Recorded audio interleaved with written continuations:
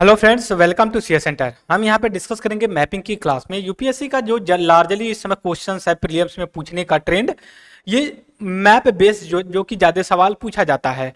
तो that's why हम ये सोचते हैं कि जिस ट्रेंड पे पिछले 4 से 5 साल से पूछते चले आ रहा है यूपीएससी, उसी के ट्रेंड को पकड़ते हुए हम आने वाले एग्जाम्स की प्रिपरेशन करें। और जो करंट अफेयर्स में मैपिंग में न्यूज में है, मैपिंग में प्लेस होती है या फिर कोई और भी चीज़ें होती हैं न्यूज में, तो हम उसको डिस्कस करें। फॉर एग्जाम्पल के लिए जैसे इस समय अजरबैजान और आर्मेनिया के बीच में कॉन्फ्लिक्ट देखने को मिलता है, तो हो सकता है कि आपसे ऐसा कुछ क्वेश्चंस पूछ ले आर्मेनिया और अजरबैजान को लेकर के। पहला जो सवाल यहां से बनेगा, या फिर मैं बात करूं जो पिछले सालों में या प्रीवियस ईयर के क्वेश्चन पेपर में जो सवाल पूछे गए, एग्जाम्पल के लिए मैं बात करूं जैसे गोल्डन हाइट डेथ सी, और फिर उसके मेडिटेरियन सी का लोकेशन, और कौन सी कंट्री जो कि मेडिटेरियन सी से लगती है। इन सब के बारे में यूपीएससी ने एकदम धुआंधार सवाल पूछा है। तो जब ये इस तरह के सवाल पूछ सकता है कि गोल्डन हाइट कहाँ पे है, ठीक है, तो हमें क्यों ना तैयार होना चाहिए कि आर्मेनिया अजरबैजान के बीच में किस प्लेस का डिस्प्यूट चल रहा है। बात समझ रहे हो। दूसरी चीज, जब आर्मेनिया अजरबैजान, देखिए आर्मेनिया अजरबैजान ऐसा नहीं कि एक ही कंट्री है, आर्मेनिया अलग है कंट्री और अजरबैजान अलग है, तभी तो इनके बीच में कॉन्फ्लिक्ट देखने को मिल रहा है ना। इनका सबसे पहले लोकेशन अगर मार्क करा है तो आप बोल सकते हो ये एशिया कॉन्टिनेंट में आते हैं, पहली चीज। दूसरा चीज कि कौन कौन से कंट्री से इनका इंटरनेशनल बॉर्डर लगता है। एग्जाम्पल मैं बता रहा हूँ, 2000 जो अभी 23 का एग्जाम प्रीलिम्स का हुआ है, उसमें यह पूछा हुआ था कि यूक्रेन, जो रसिया या यूक्रेन के बीच में कॉन्फ्लिक्ट हो रहा है, यूक्रेन कौन कौन सी कंट्री से उसका इंटरनेशनल बॉर्डर लगता है। तो क्यों ऐसा संभव नहीं है, आप खुद जज करिए, मैं आपको दे रहा हूं फ्रीडम। आप खुद कमेंट बॉक्स में बताइए कि क्या इस तरह से सवाल यूपीएससी आपसे नहीं पूछ सकती, अजरबैजान आर्मेनिया कौन कौन सी कंट्री से बॉर्डर लगता है। दूसरी तरफ जो वाटर बॉडी है, जो जल की एक बॉडी लगती है, वो कौन से वाटर बॉडी का नाम बताइए। जैसे यूक्रेन का ब्लैक सी अजौसी से लगता है, उसी तरह आर्मेनिया अजरबैजान के बारे में पूछ लेगा, भैया ये कौन सी वाटर बॉडी से लगती है। या फिर ये पूछ सकता है क्या ये लैंड लॉक है। नेक्स्ट अगर सवाल पूछता है कि जो रीजन का डिस्प्यूट चल रहा है वो डिस्प्यूट क्या है। देखिए, अब हम आते हैं अपने टॉपिक पे बात करेंगे। जो टॉपिक है इसमें मैं क्या बात करने की कोशिश कर रहा हूं, कहते हैं कि इतिहास में की गई गलतियां भविष्य में उसको भरना पड़ता है, उसको सही करनी पड़ती है। इसलिए कहा जाता है कि अगर हम कोई गलती करेंगे तो हमें, हमारी जो पीढ़ियां आएंगी उनको उसका भुगतान करना पड़ेगा। तो इसलिए कहा जाता है कि आज जब जो काम कर रहे हैं, आने वाले 100 150 साल तक उसको ध्यान में रख करके करिए। जब देश आजाद हुआ भारत, तो उस समय के जो लीडर थे काफी मेच्योर थे, विश्व की सारी सिनेरियो को, घटनाओं को इतना सिस्टमैटिक तरीके से समझते थे कि वो अपने आप को इस लायक बनाए कि आज हम सिर उठा करके जीते हैं और कहते हैं आज हम विश्व की उन व्यवस्थाओं में आते हैं और उनसे आगे निकल चुके हैं जो कभी हम पे रूल करते थे और अपनी मनमर्जियां थोपा करते थे। एग्जाम्पल के लिए अगर मैं बात करूं, an era of darkness in Indian history, Shashi Tharoor की एक बुक है जो मॉडर्न इंडिया पे जो कॉलोनियल टाइप के लिखते हैं। वो कहते हैं कि जब ब्रिटेन को ट्रेड का टी भी नहीं पता था, उस समय हम विश्व में ट्रेड के डोमेन में आते थे, लेकिन ब्रिटेन ने हमें इस तरह से किया कि हम एक अंडर डेवलप कंट्री बन करके रह गए।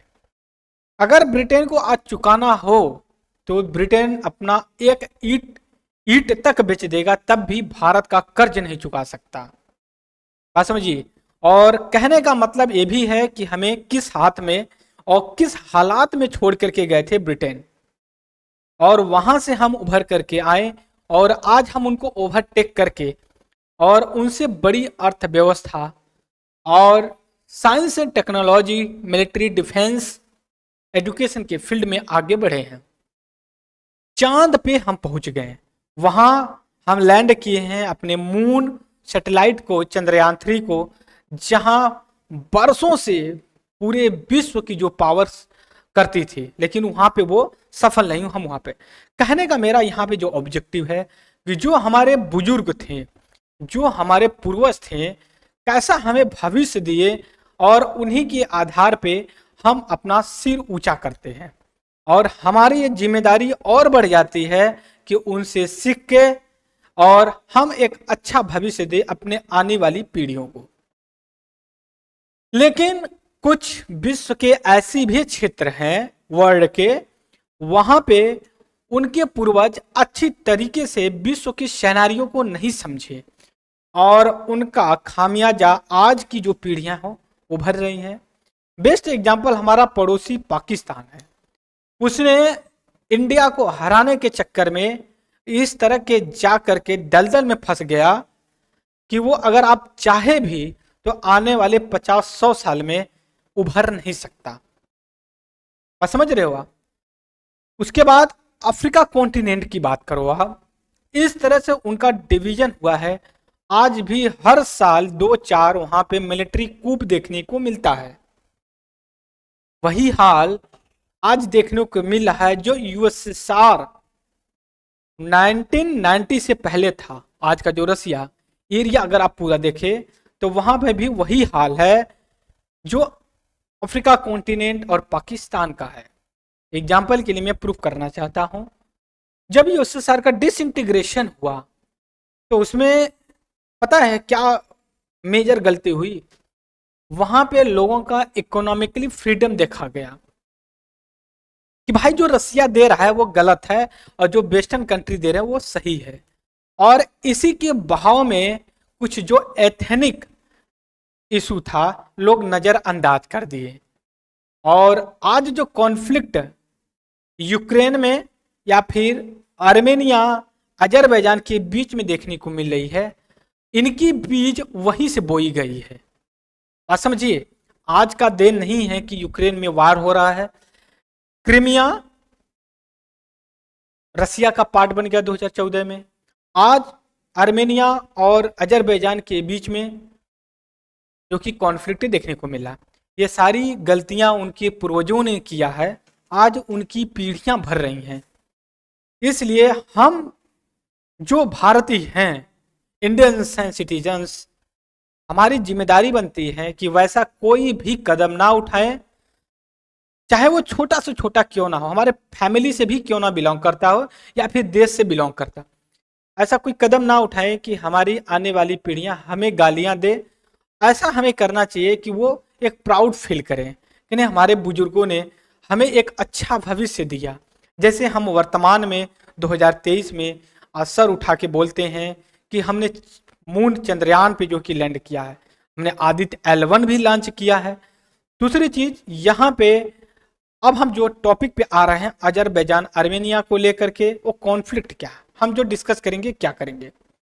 पहला हम डिस्कस करेंगे मैपिंग के थ्रू कि उनका रीजन क्या है, कॉन्फ्लिक्ट रीजन क्या है, कौन सा इंटरनेशनल बॉर्डर टच करता है, वाटर बॉडी टच कौन सी करती है। बस समझ गए? तो आइए बिना विलंब किए सबसे पहले मैं वर्ल्ड मैप पे ले चलूंगा, फिर आपको एशिया मैप पे ले चलूंगा, फिर अजरबैजान पे ले चलूंगा। ठीक है, क्योंकि पहले हमें वर्ल्ड का सिनेरियो पता चल जाए कि कौन सा कॉन्टिनेंट का, हालांकि मैंने कई बार डिस्कस किया है, north America, south America, Africa continent, Europe continent, Asia continent, Australia continent, Antarctica continent.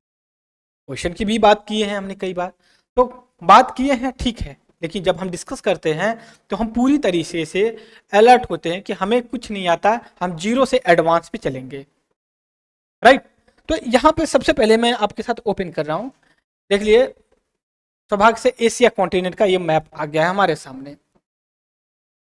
Political, ये फिजिकल, पॉलिटिकल है, ये फिजिकल हमने ऊपर देखा, ये है, तो हम जरूर डिस्कस करें इनके बारे में। इससे पहले मैं डिस्कस करना चाहता हूं वर्ल्ड मैप को लेकर के। रियल में वर्ल्ड मैप का लोकेशन देखना चाहते हैं कि वर्ल्ड मैप कैसा दिखता है, बात समझ रहे हो आप? तो इससे क्या है, हमारे अंदर ये अंडरस्टैंडिंग निकलेगी और हम उस अंडरस्टैंडिंग से अपने आप को आगे करेंगे। बात समझ रहे हो आप? यहाँ पे हम इसको ड्रॉ करें, देखिए यहाँ पे फिजिकल मैप है, पॉलिटिकल मैप नहीं है। तो यहाँ पे जो मैं डिस्कस करने वाला हूँ, पहली बात तो कॉन्टिनेंट के बारे में डिस्कस कर लें, कॉन्टिनेंट क्या है? देखिए आप अफ्रीका को ले लीजिए, एशिया कॉन्टिनेंट को ले लीजिए, एशिया कॉन्टिनेंट को ले लीजिए, अफ्रीका हो गया, एशिया हो गया, ऑस्ट्रेलिया हो गया, अंटार्कटिका हो गया। तो ये क्या हो गया? 4A। 4A से मतलब अफ्रीका, एशिया, ऑस्ट्रेलिया, अंटार्कटिका। बात समझ गए? ये 4 कॉन्टिनेंट हम तो यहाँ पे देख लिए। अब कितना बच गया? यहाँ पे देखिए, दूसरा कलर ले लेते हैं हम। यहाँ पे दूसरा कलर से हम क्या मार्क करेंगे? यूरोप मार्क करेंगे, नॉर्थ अमेरिका और साउथ अमेरिका, मतलब टोटल 7th कॉन्टिनेंट है। अब क्या करेंगे? नॉर्थ अमेरिका, साउथ अमेरिका, फिर उसके बाद यूरोप। आप कर लीजिए तो हमें आसानी हो जाती है याद करने के लिए। 4A नॉर्थ साउथ अमेरिका, बचा एक अलग यूरोप। बस समझ गए? तो ये कर लिए। अब इसके बाद अगर मैं बात करूं आप लोगों से कि जो ओशन वाटर बॉडी है, एक सेकेंड थोड़ा सा हमें टाइम दीजिए। ओशन वाटर बॉडी जो है वो कौन कौन सी है? मैं दूसरा कलर ले रहा हूँ, फिर से थोड़ा सा थिकनेस बढ़ा रहा हूँ आपके। अब देखिए ओशन बॉडी देखेंगे, आपका ये पैसिफिक ओशन, पैसिफिक ओशन आधा इधर है और आधा इस तरफ है। आपके दिमाग में आएगा कैसे आप इमेजिन करते हो कि पैसिफिक ओशन आधा इधर आधा? देखिए ग्लोब ऐसा है हमारा, और जब हम बुक खोलते हैं तो ये ऐसे हो जाता है। ठीक है, इस साइड जो कि पैसिफिक ओशन, जो अंगूठा देख रहे हो आप, जब इसको हम मैप के थ्रू, हालांकि रियल में नहीं है, हम इसको मैप ओपन कर रहे थे, एक अंगूठा इस साइड आ रहा है, एक अंगूठा इस साइड आ रहा है, राइट? तो हम ऐसे ही मैप को करते हैं। तो इसको क्लियरिटी होनी चाहिए आपको इसमें, क्योंकि जो स्टूडेंट्स होते हैं बरसों लग जाता है उनको साउथ पैसिफिक, वेस्ट पैसिफिक या फिर बोल से ईस्ट पैसिफिक के बारे में डिस्कस करने के लिए, और हमेशा कंफ्यूजन होता है। बात समझिए? ये हमारा पैसिफिक ओशन हो गया। फिर ये बीच में आपका एस आकार में क्या है? अटलांटिक ओशन है। फिर यहाँ बीच में हमारा इंडियन ओशन है, फिर आर्कटिक ओशन है इधर, फिर उसके बाद नीचे आएंगे आपको साउदर्न ओशन है। बात समझ गया? अब हमारा क्या सवाल बचता है? हमारा बचता है कि अब हम चलें एशिया कॉन्टिनेंट पे, जो ये वाला कॉन्टिनेंट है। ठीक है, अब हम यहाँ पे चलेंगे सीधे, बिना टाइम वेस्ट किए हम चलते हैं आपको लेकर के कहाँ पे? एशिया कॉन्टिनेंट पे, जिससे हमें हमारा जो टॉपिक है वो कवर अप कर ले। एक सेकेंड हमें टाइम दे दीजिए। Okay, done. अब थोड़ा सा इसको हम बदल लेते हैं दोस्तों। यहाँ पे देखिए हम आपको दिखा रहे हैं, ये फिजिकल मैप है। फिजिकल मैप से पहले मैं आपको पॉलिटिकल मैप दिखाता हूँ। यहाँ पे देखेंगे, अब लगता है पिक्चर क्लियर हो गया आपको। ठीक है, क्या है ये? यहाँ से देख लीजिए पूरा, जो कि ये यूराल माउंटेन पड़ता है, जो रसिया में पड़ता है। यूरोप और एशिया को अलग करता है। हम इसको देख लें। अब यहाँ पे पूरा आ जाइए, आपका ये यहाँ से लेकर के पूरा समझिए कि कितना बड़ा है एशिया। सभी कॉन्टिनेंट में सबसे बड़ा तो एशिया कॉन्टिनेंट ही है, हमने कई बार डिस्कस भी किया। अब आते हैं, जब हम इसको डिस्कस कर लेते हैं तो हमारे लिए क्या इंपॉर्टेंट है कि हम एशिया को डिवाइड कर लें। डिवाइड कैसे करें? अब ये आप एरिया देखेंगे ये वाला, तो इसको आप वेस्ट एशिया बोलते हैं। अब इंडिया वाला पार्ट ले लीजिए तो इसको आप साउथ एशिया बोलेंगे। म्यांमार से लेकर के नीचे आप देख लीजिए, इसको आप बोलते हैं साउथ ईस्ट एशिया बोलते हैं। और कोरियन पेंसुला जापान को लेके इसको बोलिए तो इसको ईस्ट एशिया बोलते हैं। जब कजाकिस्तान, तुर्कमेनिस्तान, किर्गिस्तान, उज्बेकिस्तान को ले लीजिए तो इसको हम सेंट्रल एशिया बोलते हैं। और मंगोलिया, रसिया को ले लीजिए तो इसको नॉर्थ एशिया बोलते हैं। आई होप कि आप समझ गए होंगे। ठीक है, अब इसके बाद हम डिस्कस करेंगे आपके साथ क्या? आपके साथ डिस्कस करेंगे कौन कौन सी वाटर बॉडी है जो कि इससे लगती हैं। ठीक है, आप हमें बस एक 5 सेकंड दीजिए, मैं कवर कर लेता हूँ। अब वाटर बॉडी की बात करें तो देखिए, सबसे पहला तो एक आपका इंडियन ओशन ही है। इंडियन ओशन का 2 पार्ट है, एक अरब सी है और दूसरा बे ऑफ बंगाल है। ठीक है, फिर उसके बाद हमारा पैसिफिक ओशन यहाँ पे लग जाता है। पैसिफिक ओशन का छोटे छोटे पार्ट्स बहुत है, जैसे आपका यहाँ से एक साउथ चाइना सी, फिर उसके बाद ईस्ट चाइना सी, फिर उसके बाद जापान सी। ठीक है, फिर उसके बाद अकोटस सी हो जाता है, यहाँ पे देख सकते हो आप। फिर नीचे आगे छोटे छोटे सील दिए गए हैं। इतना बात समझ गए। फिर उसके बाद अगर हम नॉर्थ की तरफ देखते हैं तो यहाँ पे आर्कटिक सी देखने को मिलता है। फिर इसके बाद थोड़ा सा आते हैं तो गल्फ ऑफ एडन आता है, फिर रेड सी आता है, फिर यहाँ पे मेडिटेरियन सी लगता है, ब्लैक सी लगता है, फिर उसके बाद एक लैंड बॉडी है जो कि अजो सी, फिर एक जो कि अरल सी है यहाँ पे ये, और यहाँ पे अरल सी है, और अजो सी जो है ये यहाँ पे ब्लैक सी के पास लगता है। ये टोटल वाटर बॉडी हमने डिस्कस कर लिया कि क्या क्या है। अब हम वहाँ पे डिस्कस करने जा रहे हैं, अब पहुँचेंगे जहाँ पे आज हमारा टॉपिक है। आप कहेंगे कि अभी तक टॉपिक पे ही नहीं पहुंचे, तो दोस्तों ये भी जरूरी है, क्योंकि हम ऐसा नहीं कि आपको अजरबैजान को बता करके भाग जाएं। हमारा थोड़ा सा जहाँ 5 मिनट का होना चाहिए वह 10 मिनट का हो जाएगा, यही होगा, इससे ज़्यादा कुछ नहीं होगा।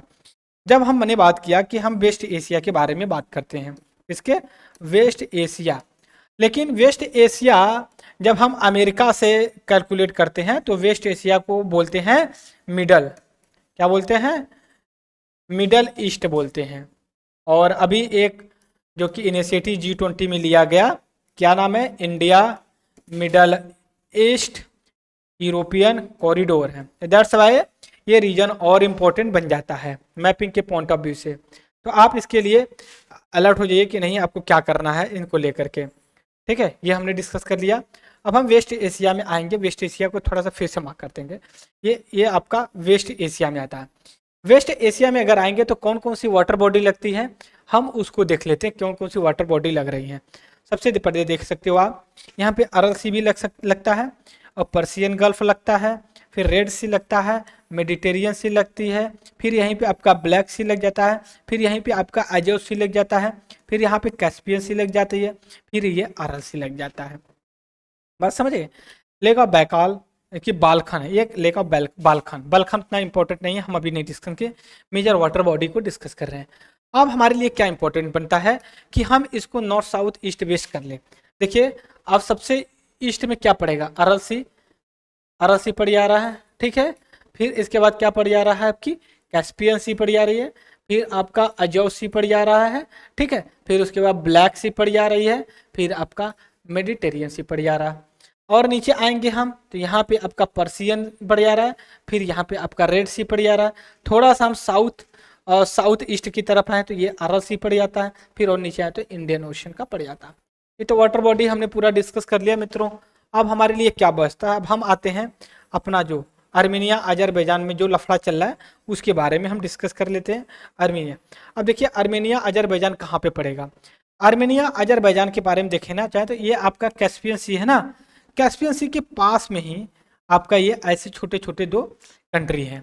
मैं अलग कलर से वहाँ पे डॉट डाल देता हूँ, ठीक है। अब एक यहाँ पड़ता है और एक यहाँ पड़ता है, ठीक है।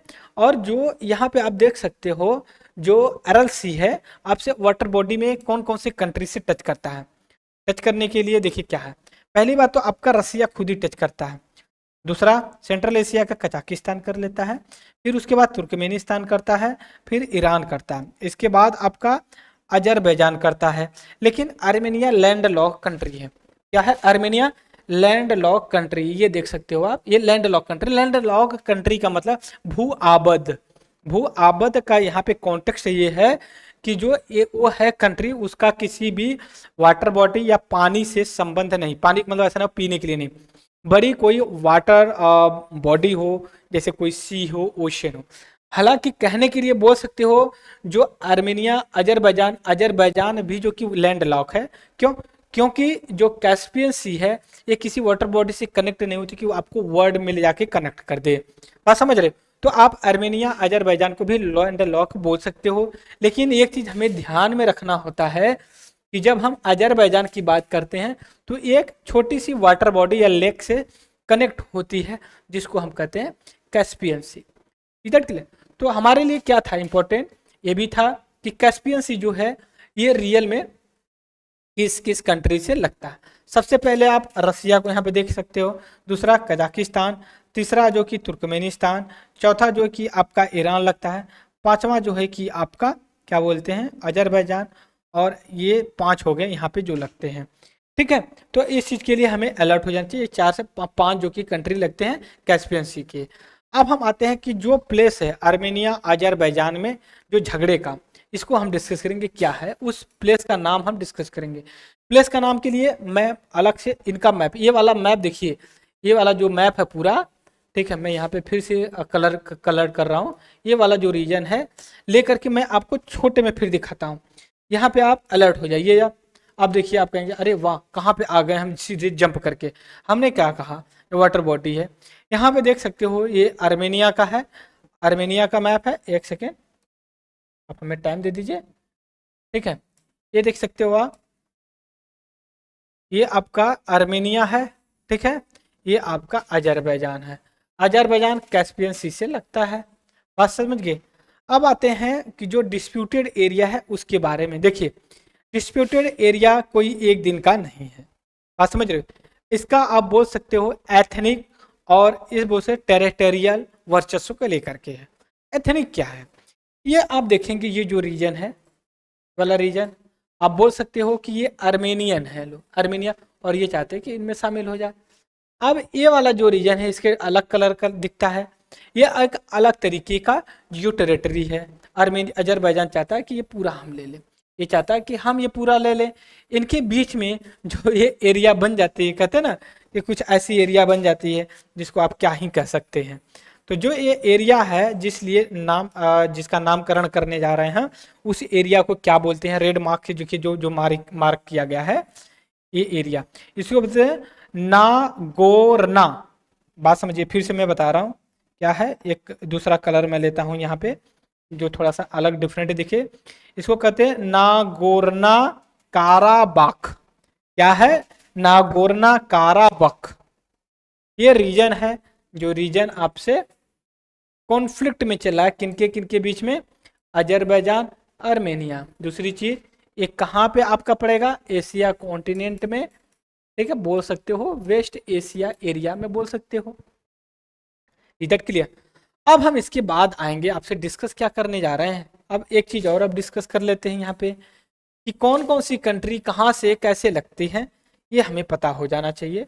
तो इससे हमें क्या होगा, और भी क्लियरिटी आ जाएंगी। एक बार शॉर्ट में रिवीजन कर लें। सबसे पहले मित्रों अगर मैं बात करूं, जो अजरबैजान है ये वाटर बॉडी कैस्पियन से लगता है। कंट्री आपका रसिया जियोर्जिया लगता है। उसके बाद ईरान से लगता है। अब हम आएंगे जो आर्मेनिया है, ये कौन कौन सी कंट्री से लगता है। आपका यहाँ बोल सकते हैं जॉर्जिया से, ईरान से लगता है और टर्की से लगता है। बात समझ गए। तो ये चीजें थी हमने। दूसरी चीज एक मैं एडवांस में बता दे रहा हूँ। लेक सेवान कहाँ पे है, आर्मेनिया में पड़ती है। तो हमने ये डिस्कस किया कि नागोर्ना काराबख, नागोर्ना काराबख कहाँ पे है। एक कॉन्फ्लिक्ट रीजन है, आर्मेनिया अजरबैजान के बीच में है, वो वेस्ट एशिया के एरिया में आता है, आप कह सकते हैं। और जो अजरबैजान है वाटर बॉडी से लगती है कैस्पियन सी से। तो ये हमने डिस्कस किया। और हमने ये भी डिस्कस किया कि जो कैस्पियन सी है, कैस्पियन सी कौन कौन सी वाटर बॉडी से लगती है, अरे सॉरी कंट्री से लगता है। रसिया से लगती है, कजाकिस्तान से, तुर्कमेनिस्तान से, ईरान से, अजरबैजान, राइट। तो ये आज का डिस्कशन था जिसको मैंने मैपिंग के लिए काफ़ी मतलब बोल सकते हो इंटरेस्टेड था कि नहीं आपको बताएं मैं, क्योंकि ज्योग्राफी बहुत अच्छी लगती है मुझे। सो इस लेक्चर में फ्रेंड्स इतना ही डिस्कस करूंगा। और तब तक के लिए thank you for the discussion and जय हिंद, जय भारत।